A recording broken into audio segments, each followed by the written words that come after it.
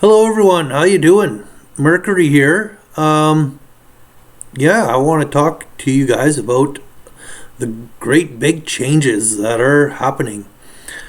We have an eclipse happening in the wee hours of the morning or night, however you want to look at it, maybe depending on where you are in the world even.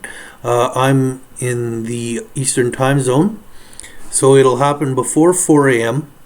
on November 19th. We will have an eclipse in the sign of Taurus.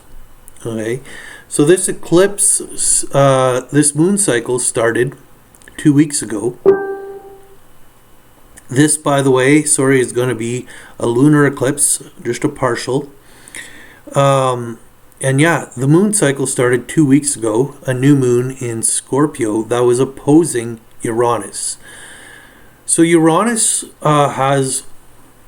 is a big part of this eclipse for that reason, and secondly because Uranus is in Taurus, so that Uranus's energy, even though they are a good distance apart from each other, they are both in the same sign, therefore holding on some of that same energy. And Mars represents change, some big shocking changes. The La Palm volcanoes, I feel had something to do with the new moon opposing Uranus, and the devastation that we're seeing right now in British Columbia. Okay, this is Earth changes, Taurus being an Earth sign, and who rules this sign is Venus. Okay, Venus here at 12 degrees is in trine to Uranus here. Okay, Venus is also in an Earth sign. This Earth sign, Capricorn, is about our infrastructure. So we see, the damage to our infrastructure. Now, we hold a lot of value to our infrastructures and our institutions. However, they are beginning to fail us. They are changing. They are transforming. If you see here, Venus is in sextile to Mars. Mars is in opposition to Uranus. And Mars is in Scorpio. So Scorpio, these are some deep transformations, Mars is moving forward with that, marching along, bringing those deep transformative energies that aren't always pretty, right? Scorpio is one of the probably the darkest sign, and Mars is one of the most malefic planets. Okay, so not all change is rosy. Okay? A lot of change really requires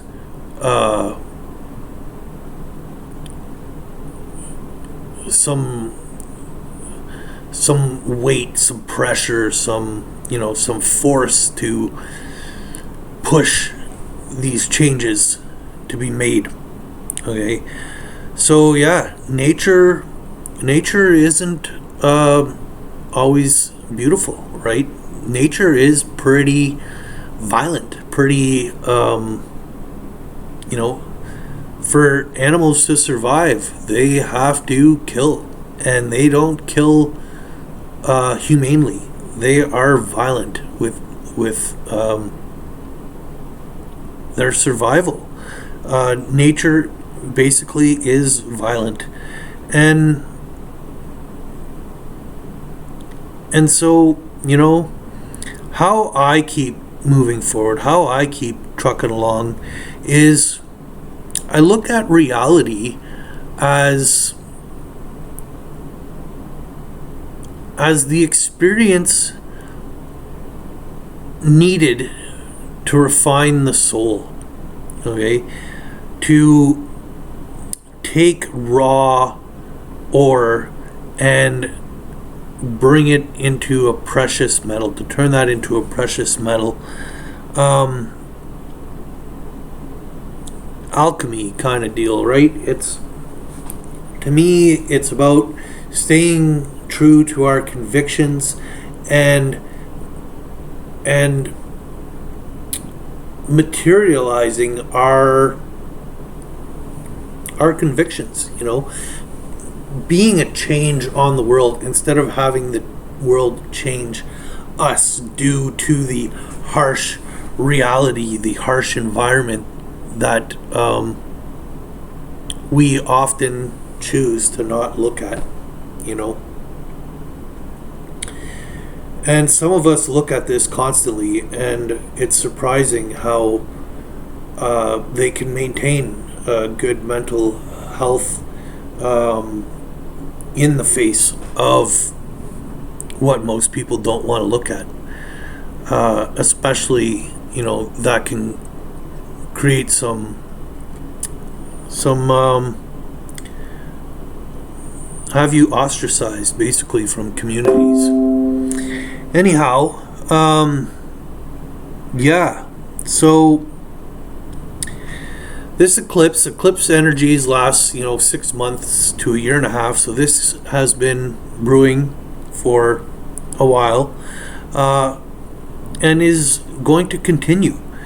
They could last even up to 2 years, and it was under 2 years ago where COVID happened and the lockdowns happened, and then everyone was like, oh, look at this is happening and that is happening because we stopped polluting for a couple weeks or whatever. But nothing changed. We went right back to now, we were trying to stop single use plastics, but now you see masks absolutely everywhere. It's a mess. The environmental impact, I feel, has not doubled, but it has increased exponentially since COVID. And so don't take this illusion that they painted that everything magically got better because we locked down, because that's the mentality that they're going to try and push on us very soon here. They're going to try and do environmental lockdowns on us next. Okay, and in a way, I don't like these things because there's too many of you who aren't doing your part, and people like me who have done a minimal environmental impact compared to the masses, ends up being put in this same boat. And even those who are causing the most environmental damage are basically free from these restrictions that they plan on imposing. They'll be flying their jets to their summit meetings or whatever, and but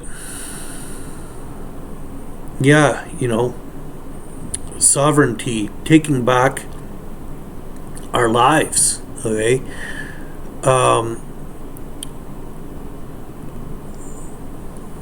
Taurus is about value. It's about earth changes, but when it really comes down to it, okay, Uranus was in this sign during the Great Depression, and how I look at this is, my hopes anyhow, is that COVID has created an opportunity in a sense that it's perspective, this opportunity. We've been purging, okay? People were very nasty to each other, and there is still some nastiness, but we are less likely to engage. ethically, morally, we're just not into that anymore, or as much. You know, we refrain, we hold back from that because it's not serving us, really. It's not serving anyone. The only thing that is serving is that's creating an opportunity for people to build up their defenses. And that's not an opportunity we want to grant people. We want to allow people to be open and vulnerable to new ideas and change. So, I just kind of lost my train of thought. Oh yeah, so what I'm hoping that a lot of the changes from, the restrictions and the realities that COVID has brought forward, as well as now environmental, the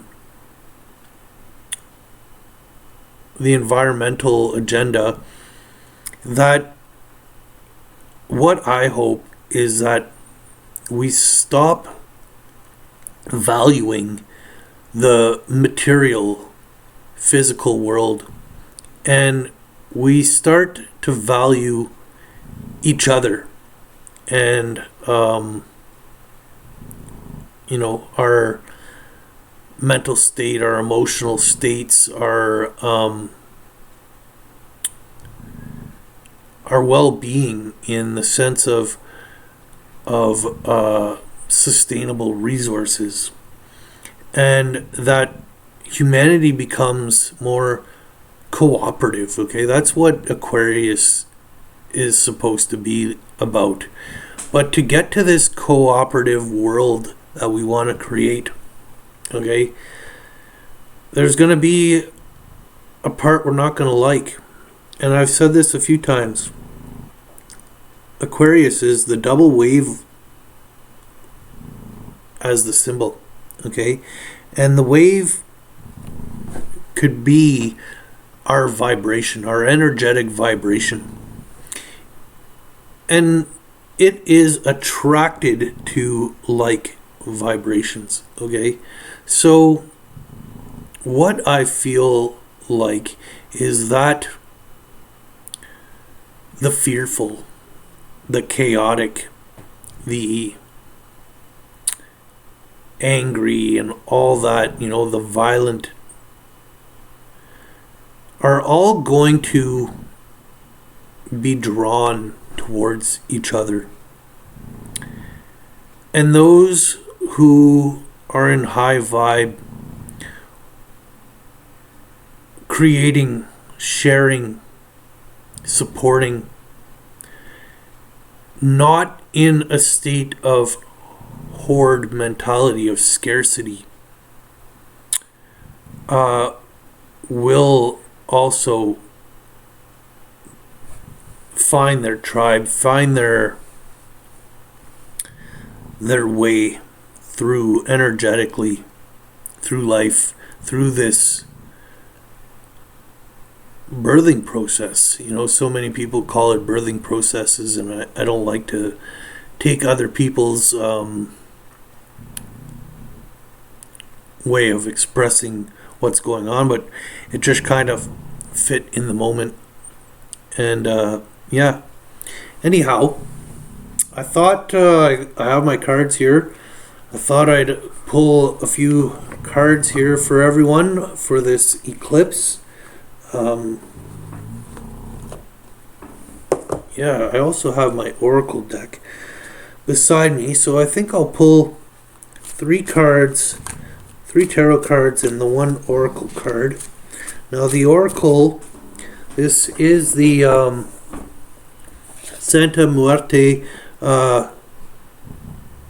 set. So this is the oracle deck and the Santa Muerte tarot deck, done by the same artist. They complement each other well. I really love this deck, especially the tarot. However, I find the oracle deck challenging. Some of the cards I need to use the book. they're, the Aztec deities. And one, I cannot pronounce their names. The only one that I, somewhat remember, and I don't even know if I'm pronouncing it right, is Quetzalcoatl, or Quetzalcoatl, however you pronounce it. And, there's all kinds of energies that he represents. So it's not easy, and there's 8 of them like that. So I don't pick it up that often either. So some of the other cards, I may actually forget what the card represents, because there's no writing. It's just a picture. There is a number. But I'll do my best. Okay? And give me 1 second. I'm just going to grab a little tray thing so I can put the cards in and display them to you.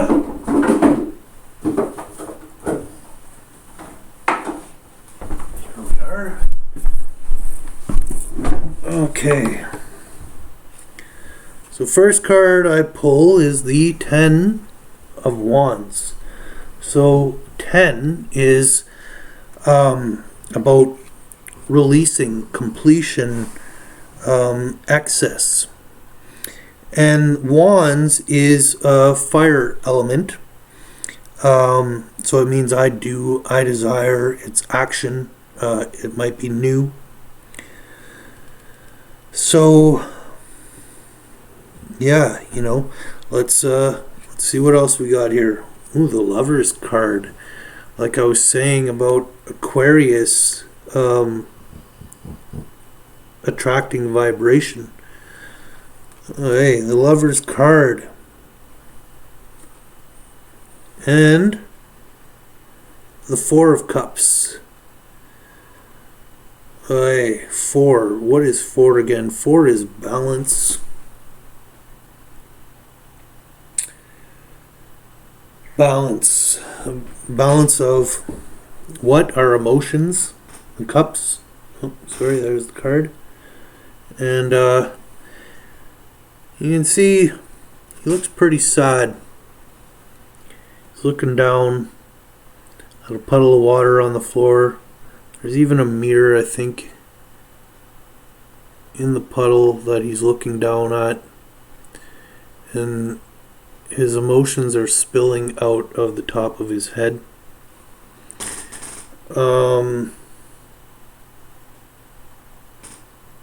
Yeah. So with that card following the Lover's card,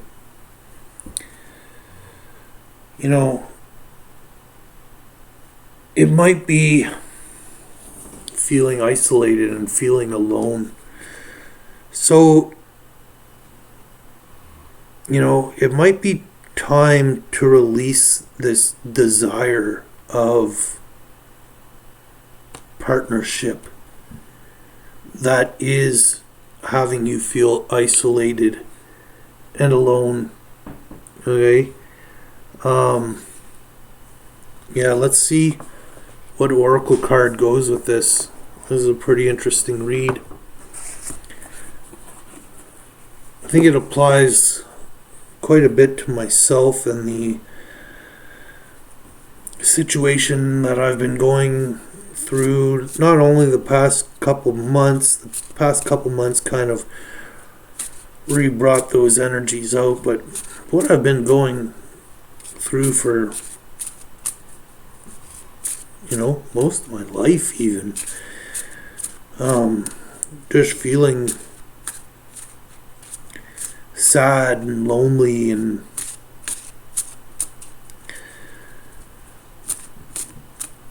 not very balanced, because of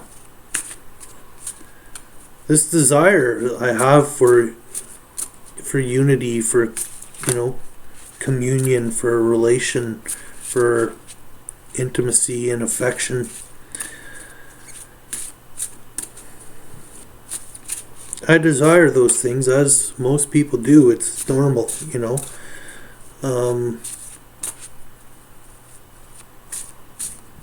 But yeah, I'm not feeling it yet. Let me give her another couple shuffles.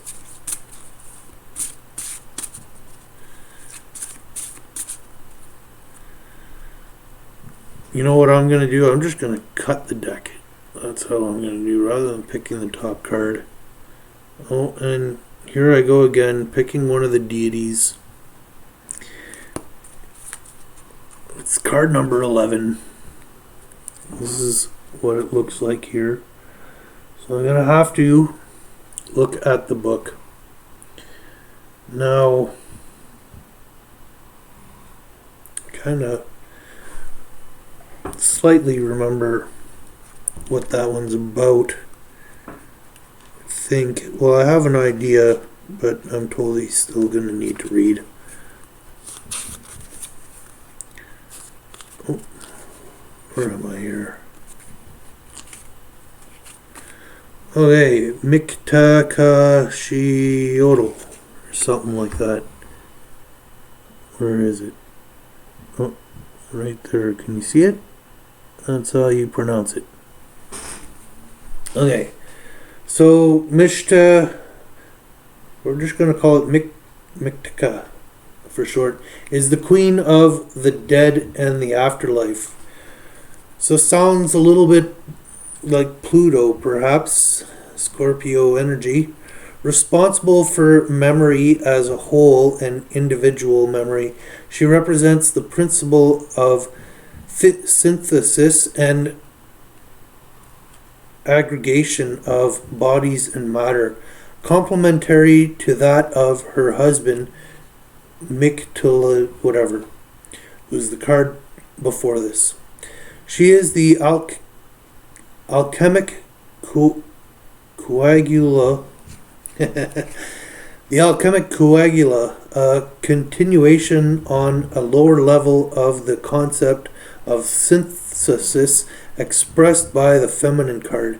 In fact, we see her near some recently remolded bodies, devouring stars during the day, because just as life cannot exist without death, day cannot exist without night.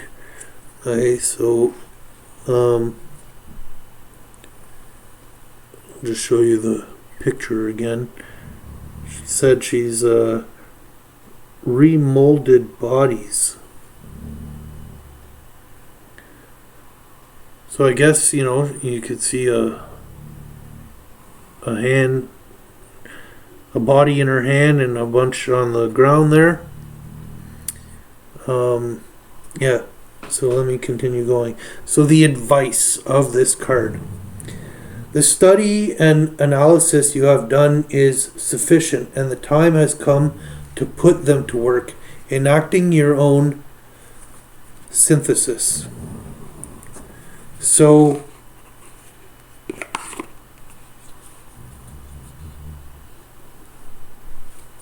let me reread that advice piece again.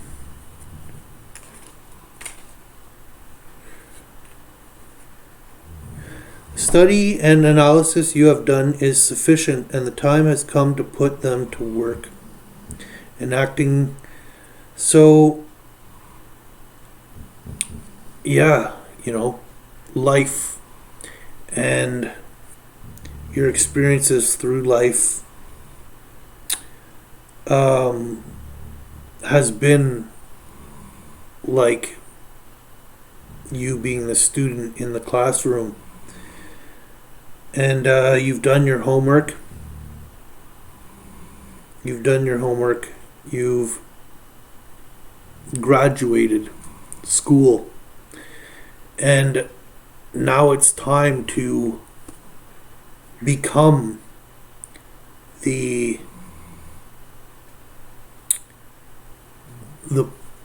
person of which profession you chose. And I'm using that just symbolically as towards the school kind of education sort of idea here. But really what I believe this means is really it's time to take your lessons and become your best self. Become who you were meant to be in this world, so you can do the work that you were meant to do in this lifetime. Okay, and if you've watched one of my last videos, I talk about the difference between jobs and work.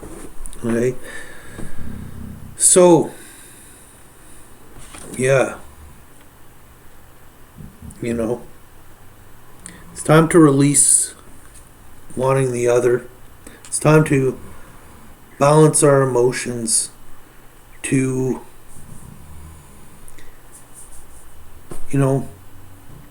recently I let my emotions pour out, and it gave me a chance to self-reflect and find some balance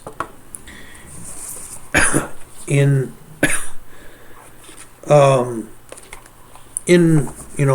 my day-to-day, to try and balance out those emotions with participation in how I can, what I can offer, what I can do, even if they're small, even if they're just going and rescuing someone stranded on the highway because they ran out of gas, or standing as security for a secret meeting in case police or bylaws show up to break it up.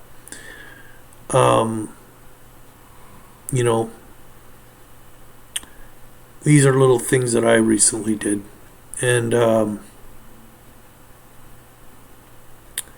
it's not like I have some great big giant purpose out of it, but it has helped me balance some of these emotions, by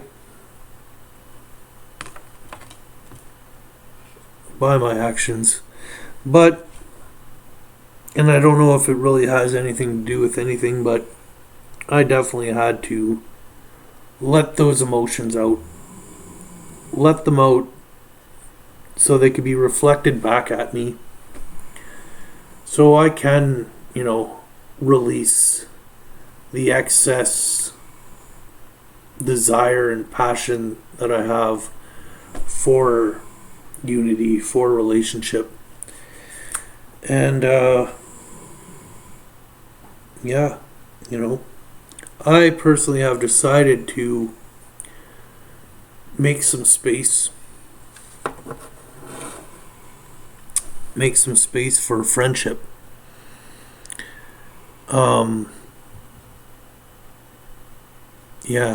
Because really,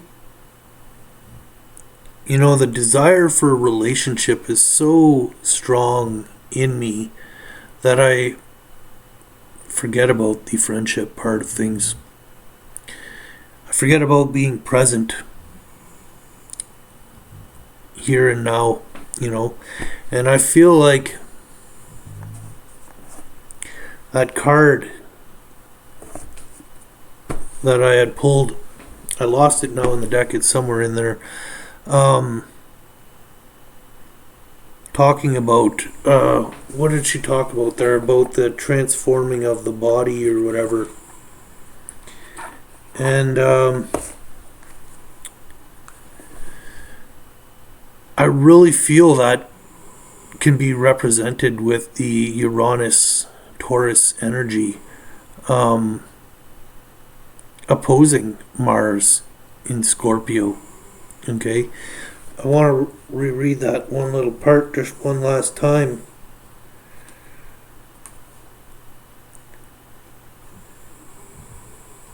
Where was that? In fact, she is the alchemical coagula, a continuation on the lower level of the concept of the synthesis expression by the feminine. In fact, we see her near some recently remolded bodies. So yeah, that's what I was talking about. We are being remolded.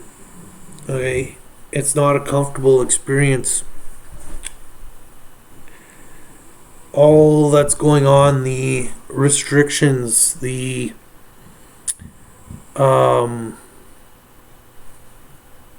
the environmental impacts, the lockdowns, the